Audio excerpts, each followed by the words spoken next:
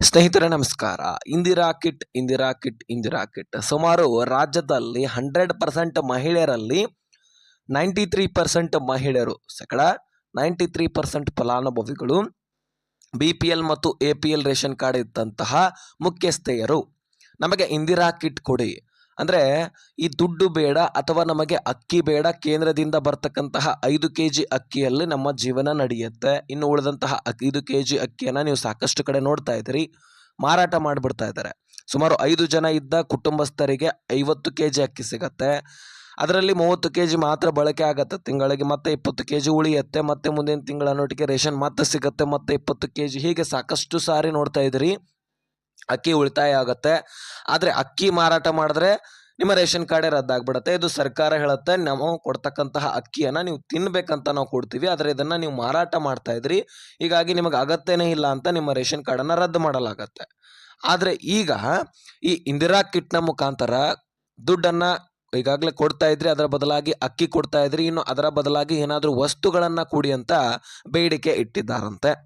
ಹೀಗಾಗಿ KH ಮುನಿಯಪ್ಪನವರು ಏನೇನು ಇದರ ಬಗ್ಗೆ ಅಪ್ಡೇಟ್ ಕೊಟ್ಟರು, ಯಾವ್ಯಾವ ವಸ್ತುಗಳನ್ನು ನಿಮಗೆ ಕೊಡಲಾಗತ್ತೆ, ಇನ್ನು BPL ಮತ್ತು APL ರೇಷನ್ ಕಾರ್ಡ್ ಇದ್ದಂತಹ ಎಲ್ಲ ಒಂದು ಫಲಾನುಭವಿಗಳಿಗೆ ಏನು ಗುಡ್ ನ್ಯೂಸ್ ಸಿಗ್ತಾ ಇದೆ, ಈ ಇಂದಿರಾ ಕಿಟ್ ಯಾವಾಗಿನಿಂದ ಸಿಗ್ತಾ ಇದೆ, ಮತ್ತು ಅದಕ್ಕೆ ಡಾಕ್ಯುಮೆಂಟ್ಸ್ಗಳನ್ನು ನಾವು ಎಲ್ಲಿ ಕೊಡಬೇಕು, ಏನು ರೆಡಿ ಇಟ್ಕೊಳ್ಬೇಕು, ಎಲ್ಲ ವಿಷಯವನ್ನು ಈ ವಿಡಿಯೋದಲ್ಲಿ ನಿಮಗೆ ತಿಳಿಸಿಕೊಡುವಂತಹ ಪ್ರಯತ್ನ ಮಾಡ್ತೀನಿ.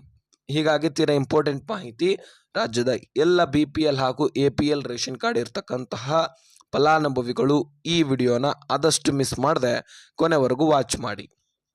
ಸ್ನೇಹಿತರೆ, ಈ ಇಂದಿರಾ ಕಿಟ್ ನಿಮಗೆ ಗೊತ್ತಿರಬಹುದು, ಆಲ್ರೆಡಿ ಇದರ ಬಗ್ಗೆ ಸಾಕಷ್ಟು ಬಾರಿ ಚರ್ಚೆ ನಮ್ಮ ಚಾನಲ್ನಲ್ಲಿ ಕೂಡ ಮಾಡಿದ್ದೀವಿ, ಮತ್ತು ಸೋಷಿಯಲ್ ಮೀಡಿಯಾಗಳಲ್ಲಿ ನೀವು ಗಮನಿಸಿರಬಹುದು. ಮತ್ತು KH ಮುನಿಯಪ್ಪನವರು ಇದರ ಬಗ್ಗೆ 4-5 ಬಾರಿ ಆದರೂ ಚರ್ಚೆ ಮಾಡ್ತಾರೆ, ಮತ್ತು ಒಂದು ಬಾರಿ ಕ್ಲಿಯರ್ ಆಗಿ ಮೆನ್ಷನ್ ಮಾಡ್ತಾರೆ, ನಾವು ಇನ್ಮೇಲಿಂದ ಇಂದಿರಾ ಕಿಟ್ಟೇ ಕೊಡೋದು ಅಂತ.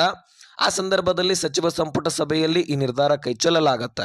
ಅದ ಕಾರಣ ಏನು ಎಂತ ಅಂತ ಹೇಳಿಲ್ಲ, ಆದರೆ ಆ ಒಂದು ಸಂದರ್ಭದಲ್ಲಿ ಕಿಟ್ನಲ್ಲಿ ಉಪ್ಪು ಕೊಡಲಿಕ್ಕೆ ರಾಜಸ್ಥಾನದಿಂದ ಟೆಂಡರ್ ಮುಖಾಂತರ ಎಲ್ಲ ಮಾತುಕತೆಯೂ ಕೂಡ ಆಗಿತ್ತು.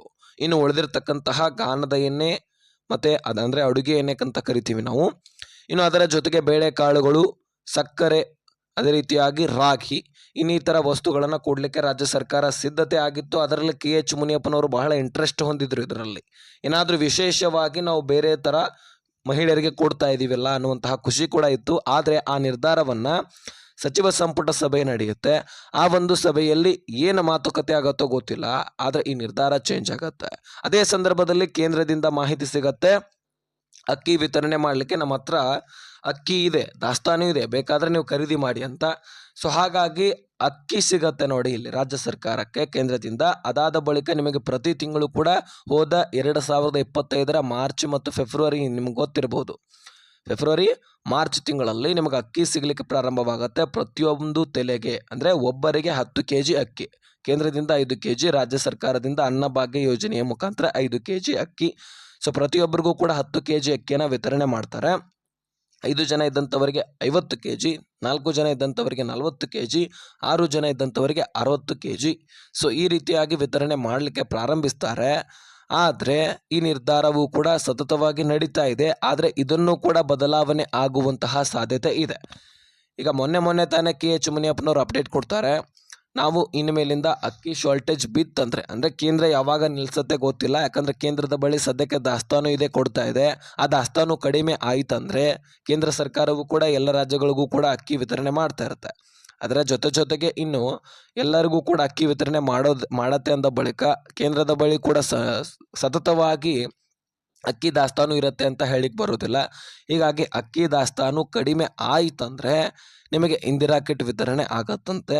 ಇಂದಿರಾ ಕಿಟ್ನಲ್ಲಿ ಬೇಳೆಕಾಳುಗಳು, ಗಾಣದ ಎಣ್ಣೆ ಅಂದರೆ ಅಡುಗೆ ಎಣ್ಣೆ, ಇನ್ನು ಉಪ್ಪು, ಸಕ್ಕರೆ, ರಾಗಿ ತಿಂತಕ್ಕಂತಹ ಪ್ರದೇಶಗಳಲ್ಲಿ ರಾಗಿ, ಇನ್ನಿತರ ವಸ್ತುಗಳನ್ನು ಕೊಡಲಾಗತ್ತೆ ಅನ್ನುವಂತಹ ಮಾಹಿತಿ ಸಿಕ್ಕಿದೆ. ಹಾಗಾದರೆ ಈ ಇಂದಿರಾ ಕಿಟ್ಟನ್ನು ಕೊಡೋದು ಬೆಟರಾ ಅಥವಾ ಸರ್ಕಾರ ಅಕ್ಕಿ ಕೊಡೋದು ಬೆಟರಾ? ಸರ್ಕಾರಕ್ಕೆ ಯಾವುದು ಖರ್ಚು ವೆಚ್ಚ ಅನ್ನೋದಾದರೆ ಸ್ನೇಹಿತರೆ, ಮುಖ್ಯವಾಗಿ ಇಂದಿರಾ ಕಿಟ್ಟೆ ಖರ್ಚು ವೆಚ್ಚ ಆಗುತ್ತೆ. ಯಾಕಂದರೆ ಅಕ್ಕಿ ಕೊಡೋದಾದರೆ ಅಲ್ಲಿಂದ ತೆಗೆದುಕೊಂಡು ಸರಬರಾಜು ಮಾಡಿಕೊಂಡು ಅಳತೆ ಮಾಡಿ ಕೊಟ್ಟರೆ ಮುಗಿದೋಯ್ತು. ಆದರೆ ಇಂದಿರಾ ಕಿಟ್ ರೆಡಿ ಮಾಡಬೇಕಲ್ವಾ, ರೆಡಿ ಮಾಡಬೇಕಂದ್ರೆ ಪ್ಯಾಕೆಟ್ಗಳು ಬೇಕು, ಎಲ್ಲ ವಸ್ತುಗಳು ಬೇಕು, ದಾಸ್ತಾನು ಇರಬೇಕು, ಅವುಗಳನ್ನು ಸಪ್ರೇಟಾಗಿ ರೆಡಿ ಮಾಡಲಿಕ್ಕೆ ಕಾರ್ಮಿಕರು ಬೇಕು. ಕೊನೆಯದಾಗಿ ಒಂದು ದೊಡ್ಡ ಪ್ಯಾಕೆಟ್ ಆಗಿ ಅದನ್ನು ರೆಡಿ ಮಾಡಿ ಎಲ್ಲ ಕಡೆನೂ ಕೂಡ ಸರಬರಾಜು ಮಾಡಲಿಕ್ಕೆ ಇನ್ನೂ ಹೆಚ್ಚಿನ ಖರ್ಚುದಾಯಕ ಆಗಿರುತ್ತೆ. ಇದು ನಿಮ್ಮ ಗಮನದಲ್ಲಿ ಇರಬಹುದು. ನಾನೇನು ಅದರ ಬಗ್ಗೆ ಹೆಚ್ಚಾಗಿ ಹೇಳುವಂಥ ಅವಶ್ಯಕತೆ ಇಲ್ಲ.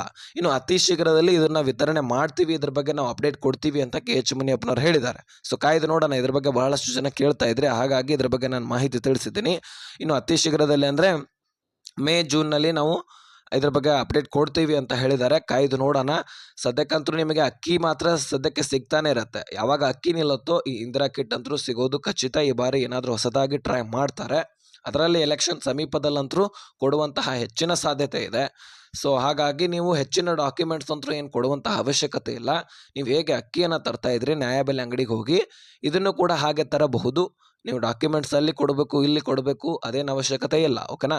ಸೊ ಈ ಇನ್ಫಾರ್ಮೇಷನನ್ನು ಆದಷ್ಟು ಎಲ್ಲ ರೇಷನ್ ಕಾರ್ಡ್ ಇದ್ದಂತಹ ಫಲಾನುಭವಿಗಳಿಗೆ ಶೇರ್ ಮಾಡಿ, ಹಾಗೆ ಸಬ್ಸ್ಕ್ರೈಬ್ ಮಾಡ್ಕೊಳ್ಳಿ.